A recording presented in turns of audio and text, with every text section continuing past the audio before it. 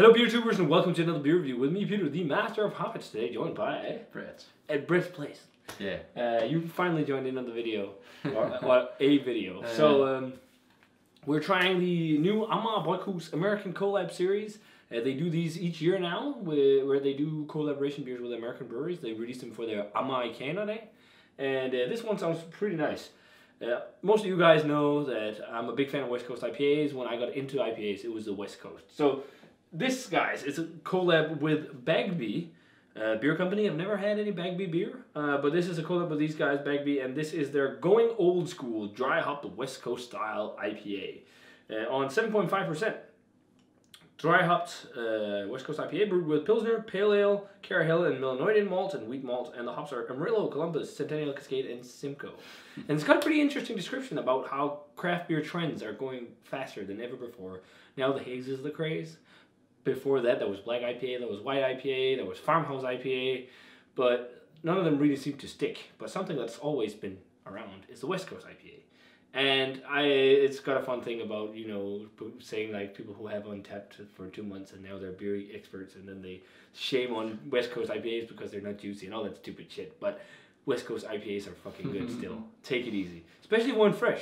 And this one is dead fresh. This is about a week old. Yeah.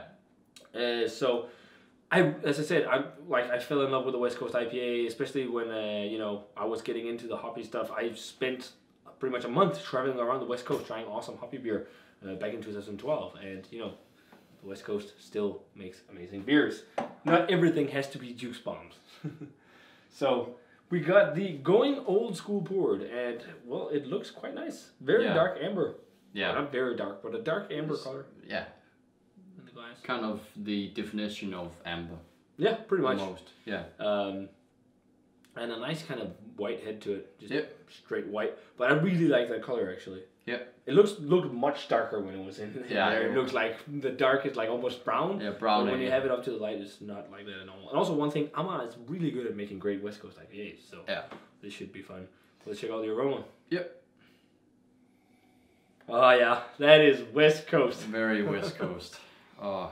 It's got big catty dankness and puts a smile on my face. Yeah. Because so many of the beers today have been like a little bit more juicy. It smells so much like resin. Yeah. Oh, this smells nice. And dank and orange. Dank, like dank, intense dankness and intense sweet mandarin orange. Yeah. Like tons of mandarin orange for me. Yeah, really. And that's what I really got in the West Coast. Overripe orange and mandarin. Yeah. Like almost like, because they're sweeter, the West Coast IPAs, on the malt profile, with the hops. It's almost like it's these super overripe citrus fruits that are almost going into being moldy or something. Yeah, like they're so drippingly, like almost they're still good, but they're on the verge, as you say, because it's so sweet fruity. Yeah. And it's the citrus, it's the grapefruit as well, and that like a little bit of pine, but big dankness as well. I think it was Simcoe right in here. Yeah, Simcoe. I think that's the one that's giving off all that dankness. Yeah. And also like a classic West Coast hop, Centennial, you know. Yeah. Cascade. Centennial, I usually get a lot of like floral notes from that one, but actually not too much here. It's more the citrus. Yeah, exactly. Maybe we'll get some floral notes in the taste. Fun thing, Centennial back in the day when they're experimenting with making heady topper and stuff like that. Yeah. Not heady topper. Sorry. Pliny the Elder. We're talking about the West Coast. That was the new thing back then. Now it's Citra, Mosaic, and all these things. But it's cool how the beer world evolves. But it smells nice. It smells like a nice fresh West Coast IPA. Let's try it. Cheers.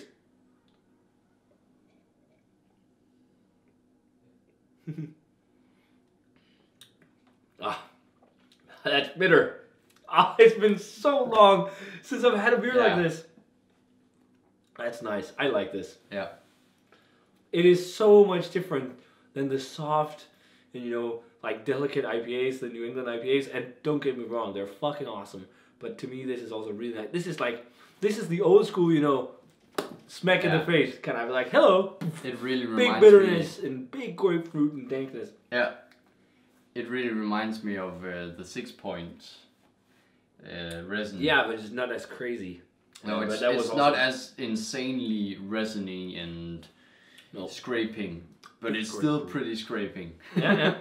It really cleans the palate out with just bitterness.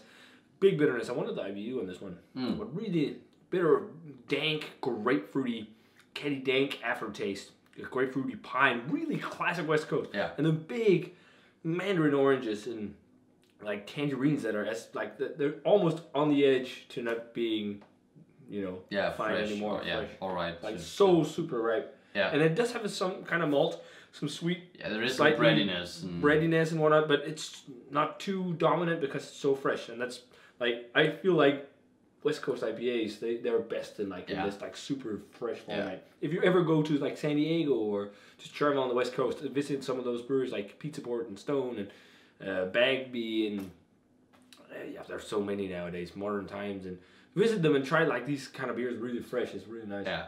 Such a big difference. It's such exactly as you say. It's such a big difference trying a dead fresh West Coast IPA 1 week old compared to I think West Coast IPAs fall off quicker than juice bombs do or New England IPAs do, and a lot of people talk about New England IPAs being kind of boring after the first month, but I actually think that West Coast IPAs kind of get worse within the first month compared to New England IPAs. So I kind of disagree with that statement. Yeah, I mean they get more malty at least. Yeah, and it takes away the IPA.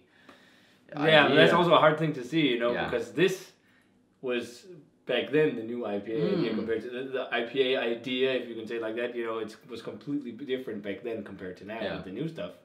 It's just it changes, it evolves. But the idea is that it's very bitter, and the hops are very the hops are in focus. Yeah, and when they get old, it's right. Yeah. That's why it kind of gets like a barley wine. Yeah, that's why I at one point stopped buying a lot of West Coast brewed beer when it came over here because it was old. Yeah.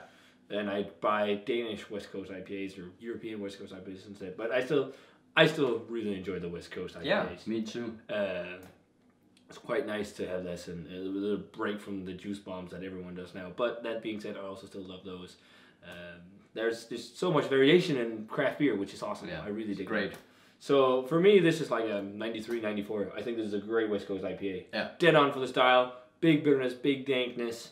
Really good. It's not all about the juice. It's also about the tank, and bitterness sometimes. And this is great West Coast IPA. I'll give it a 93. Yeah. Mm-hmm. I think it's a really good West Coast IPA. Yeah, it is. Yeah. And I'm really good at doing it, and I take it Bagby as well because this is pretty nice. Yeah. Haven't had any Bagby other than this, but tastes like that they're doing pretty good West Coast IPAs. So if you guys had a chance to try the Amager Bryghus and Bagby Beer Company going old school dry hop West Coast style IPA, definitely let us know what you thought of it. Really tasty stuff. If you're into the West Coast IPAs, you need to check this out, and you're located in Europe, get it now while it's fresh. If you don't like West Coast IPAs and you only want the new hype train juice bombs, then you might not like this. No, absolutely not. I think it's good. So let us know what you thought of this, guys, if you had a chance to try it. And as always, remember to comment, subscribe, check out the Facebook fan page and Twitter and Instagram, and give this video a thumbs up if you enjoyed it. And we're going to say cheers. Cheers. And see you guys in another beer review.